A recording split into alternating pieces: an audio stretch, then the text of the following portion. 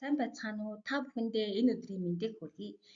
Модуль 2 менежментийн чиг үүрэг хичээлээрээ та бүхэнтэйгээ дахин уулзсандаа таатай байна.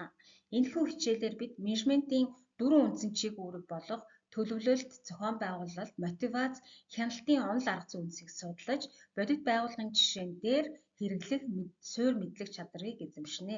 Энэхүү хичээлийг судалснаар та бүхэн стратегийн зорилгыг тактикийн зорилтод болгон задлах, смарт зарчмаар зорилгыг тодорхойлж сурна.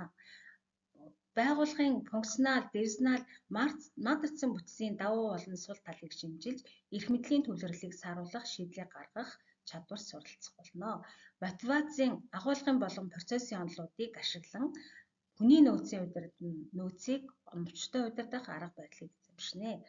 Эцэст нь байгууллагын гүйцэтгэлийг KPI үзүүлэлтийг тогтоож, урьдчилсан явцын эцсийн хяналтыг үйлдвэрлэлийн явцад төлөвлөж сурах мэдлэг чадвартай болох болно.